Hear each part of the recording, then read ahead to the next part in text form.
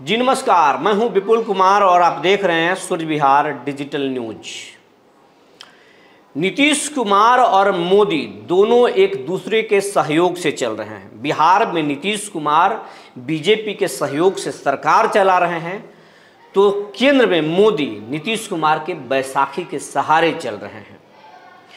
दोनों की दोस्ती बहुत पुरानी है।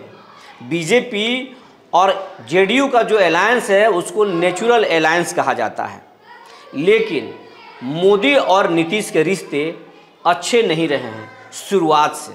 हालांकि अब इस चुनाव के दौरान और चुनाव के बाद नीतीश कुमार कई बार पीएम मोदी के पैर छूते हुए नजर आए हैं, जिस पर कई तरह की चर्चाएं भी खूब हुई है। लेकिन नीतीश कुमार के बारे में कहा जाता है कि नीतीश कुमार जो दिखाते हैं वो करते नहीं और जो करते हैं वो दिखाते नहीं। हाल के दिनों में मोदी और शाह को ये जानकारी लग गई कि नीतीश कुमार के मन में कुछ चल रहा है, खिचड़ी पक रहा है। नीतीश कुमार पलटी मार सकते हैं, तेजस्वी के साथ जा सकते हैं। और तेजस्वी और नीतीश की एक 30 मिनट की मुलाकात खूब चर्चा में रही थी, आप याद कीजिए। सूचना आयुक्त की नियुक्ति को लेकर नीतीश कुमार और तेजस्वी की एक बंद कमरे में मुलाकात हुई थी। दोनों चाचा भतीजा करीब 30 मिनट तक एक बंद कमरे में बातचीत किए थे और कहा जा रहा था कि एक नियुक्ति तो एक बहाना है। नीतीश कुमार और तेजस्वी एक दूसरे से खिचड़ी पका रहे थे और एक मामला को फिक्स कर रहे थे, कब क्या करना है चुनाव से पहले, कब पलटी मारना है, कैसे पलटी मारना है। तो ये बात, और इस बात को, ये मीटिंग होने के बाद तुरंत ही बीजेपी आला कमान ने अपने 2 डिप्टी सीएम को दिल्ली में तलब कर लिया था। और दिल्ली में तलब करने के बाद बीजेपी के लोग जो है वो नीतीश पर अच्छा बात बोलने लगे थे, डैमेज कंट्रोल करने लगे थे, जेडीयू के बारे में अच्छी बात करने लगे थे कि नीतीश के नेतृत्व में ही हम विधानसभा चुनाव लड़ेंगे। हालांकि बीजेपी शुरुआत से कह रही है, लेकिन बीजेपी को मालूम है कि नीतीश करने वाले क्या हैं। लेकिन अब नीतीश कुमार के खिलाफ जो है मोदी और शाह जो है अपने मोहरे बिछाने शुरू कर दिए हैं। नीतीश कुमार के करीबी आईएएस अधिकारी को आपको याद होगा, इसीलिए हम आपको याद करा रहे हैं। करीबी एक आईएएस अधिकारी संजीव हंस पर ईडी ने छापा मार दिया और कई दस्तावेज खंगाले। उसके बाद में संजीव हंस पर नीतीश कुमार को कार्रवाई करना पड़ा, उनको ऊर्जा विभाग के अपर मुख्य सचिव से हटाना पड़ा। इसके बाद में नीतीश के नज़दीकी कई आईएएस अधिकारियों से पूछताछ की भी चर्चा है और उससे नीतीश कुमार बहुत नाराज हो गए कि बिहार में हम बीजेपी के किसी भी नेता के खिलाफ आर्थिक अपराध इकाई के सहारे रेड नहीं करवा रहे हैं, जबकि जानकारी उनके पास भी है। लेकिन बीजेपी के जो केंद्र के जो एजेंसी हैं, ईडी, सीबीआई और अब तो एनआईए भी, सब जो है सक्रिय हो गए हैं और नीतीश के करीबियों के खिलाफ कुछ दिन से ही लगातार चुन के कार्रवाई कर रहे हैं। इस गठबंधन से पहले आप याद कीजिए, ललन सिंह के खासम खास गप्पू सिंह एक ठेकेदार थे, बड़े रियल एस्टेट के कारोबारी हैं, ठेकेदार हैं, उन पर भी ईडी ने रेड डाला था। उसके पहले राधाचरण सेठ जो जेडीयू के एमएलसी थे, उन पर भी रेड डाला गया था और उनको गिरफ्तार कर लिया गया था, उनके बेटे को भी गिरफ्तार कर लिया गया था। और ये गठबंधन में आने से पहले नीतीश कुमार को बहुत पहले से ही घेरने की कोशिश कर रहे हैं, लेकिन नीतीश कुमार बेदाग छवि के नेता हैं और वो घेर नहीं पा रहे हैं।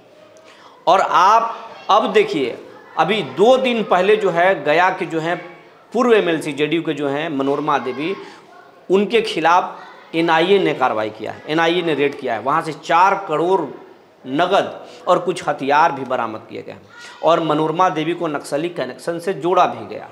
और इन तमाम जो है घटनाक्रमों से नीतीश कुमार बहुत परेशान हैं, आहत हैं और धीरे धीरे वो इंडिया के अलायंस के करीब जा रहे हैं, महागठबंधन के करीब जा रहे हैं। ये जानकारी बीजेपी को है और उनको मालूम है कि नीतीश कुमार अभी तो चल रहे हैं साथ में, लेकिन जो 4 राज्यों के जो चुनाव होने वाले हैं, जो जम्मू कश्मीर में चुनाव हो गया, महाराष्ट्र में जो होने वाला है चुनाव, झारखंड में जो होने वाला है चुनाव, हरियाणा में चुनाव जो होने वाला है, इन तमाम राज्यों में जब चुनाव होगा उसके परिणाम अगर उलट आ गए मोदी के खिलाफ, बीजेपी के खिलाफ, तो नीतीश कुमार पलटी मारने में ज़रा देर नहीं करेंगे।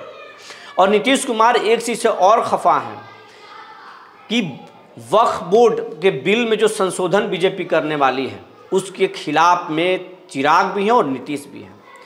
नीतीश कुमार जो है मुस्लिम पॉलिटिक्स करते हैं, पिछड़ों की पॉलिटिक्स करते हैं, और मुस्लिम के खिलाफ ये बहुत बड़ा बिल आने जा रहा है, वक्फ बोर्ड संशोधन बिल। इससे नीतीश आहत हैं, इसका विरोध कर रहे हैं।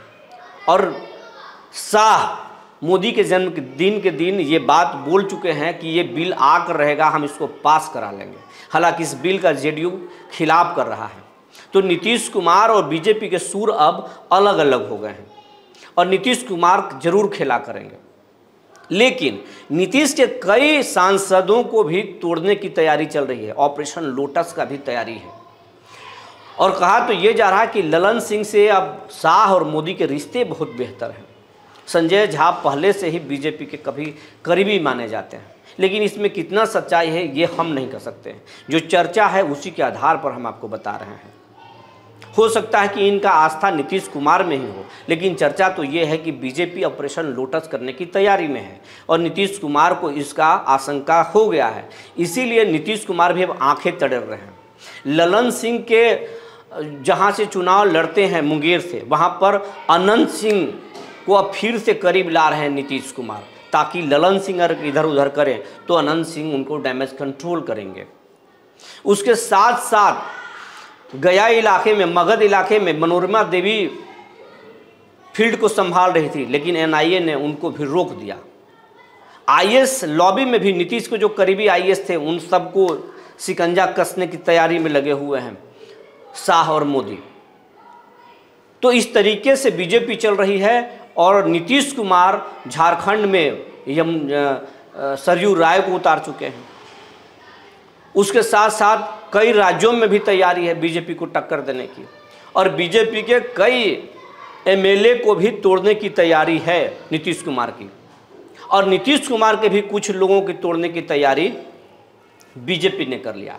तो चुनाव से पहले बहुत बड़ा खेल होने वाला है, लेकिन इस खेल में नीतीश ही बाजीगर निकलेंगे या इस बार बीजेपी बाजी पलट देगी, ये तो आने वाला वक्त बताएगा। लेकिन बिहार के तमाम सियासी दलों को प्रशांत किशोर खूब परेशान कर रहे हैं।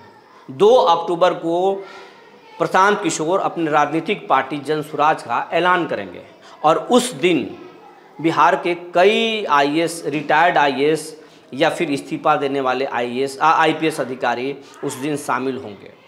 उसके साथ साथ भोजपुरी के पावर स्टार पवन सिंह को भी शामिल होने की बात कही जा रही है और कुछ बड़ा होने वाला है। तो तेजस्वी भी परेशान है पीके से, नीतीश भी परेशान है और बीजेपी भी परेशान है। लेकिन कहा जाता है या चर्चा में है कि बीजेपी की बी टीम है प्रशांत किशोर। अब इसमें भी कितनी सच्चाई है ये तो आने वाला वक्त ही बताएगा।